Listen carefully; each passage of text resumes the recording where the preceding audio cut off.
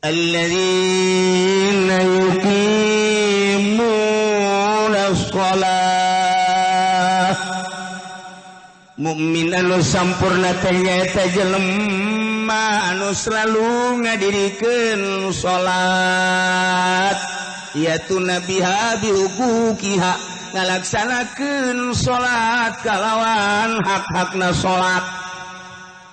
Urang ge osok salat osok kadeuleu malah gegedena mah hayang kadeuleu kajeun Allah mah nya nama gaib ieu gaib iman penting mah ieu bae jelema tatangga supaya neuleu bodoh ka masjid ge dak heuy ayo ka masjid ayo padahal hayang ka alam eta hayang ka alam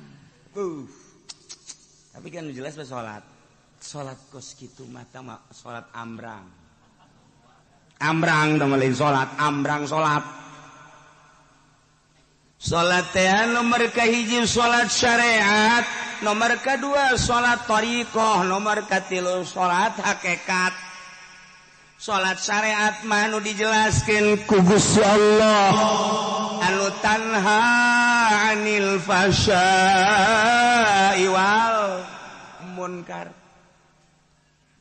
Salat eta bisa tanha 'anil fasya'i wal munkar eta salat syariat. Geus lamun urang salat kemudian bisa ngahalangan tina munkarat tina fahsya.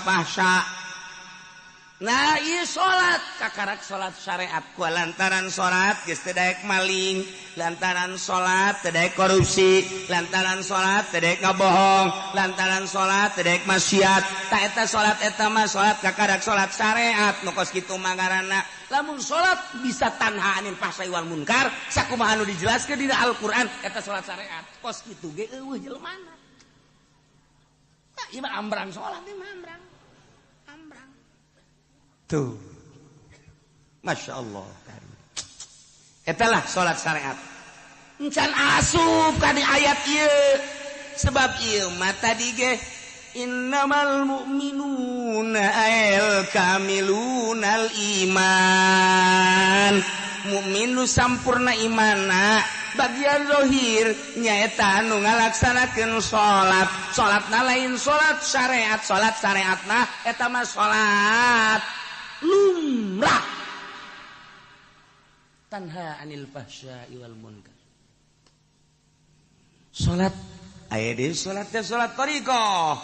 Salat thariqah mah ku ari geus mulai make perasaan-perasaan salat yatuna biha bihuquqiha ngalaksanakeun salat kalawan hak-hakna salat. Kita tadi teh hak salat teh syarat jeung rukunna dilaksanakeun anu engke ka dituna teh bakal tanha anil fahsya'i wal munkar. Kuari mah make perasaan salat eta. Ngahadirkeun rasa neuleuh ka Allah, ngahadirkeun rasa dideuleukeun ku Allah, ngahadirkeun rasa ngadenge ka Allah, dihadirkeun rasa didengekeun ku Gusti Allah. Nu jelas mah ngahadirkeun kudrat iradat Allah jeung hayat jeung samana. Urang teh setiap gerak moal kaluar tina kudrat iradat Allah. Geus satu urang nangtung urang teh kudrat iradat Allah, ruku urang kudrat iradat Allah. Tidak urang kudrat iradat Allah, sujud urang kudrat iradat Allah. Tapi eta kudrat iradat Allah teh karasa ku urang, dihadirkeun ku urang kudrat iradat Allah geus liwat tina tanha anil fahsya'i wal munkar. Kuari mah geus dihadirkeun kudrat iradat apa aya anu robah di luar kudrat iradat mal aya. Apa aya nu cicing di luar kudrat iradat Allah mal aya. Berarti pada hakikatna kabeh robah jeung cicing langit bumi kabeh saantero teu kaluar tidak kudrat iradat Allah. Nah, kulantaran ieu teh kudrat iradat Allah, urang teh kuarikeun salat. Aya dina kudrat iradat dikudratkeun jeung diiradatkeun ku Allah salat. Gusti. Loba nu gagah. Gusti loba nu sugih, Gusti loba nu harebat nu palinter tapi teh dikudrat diiradatkeun ku Gusti salat. Abdi mah ieu masyaallah sakieu ayana, beuki rendah, beuki tawadu, tapi beuki karasa kudrat iradat Allah. Ieulah kudrat iradat Allah. Allahu akbar, Allahu akbar. Urang ngucap Allahu akbar teh apakah lain kudrat iradat Allah atuh kudrat iradat Allah?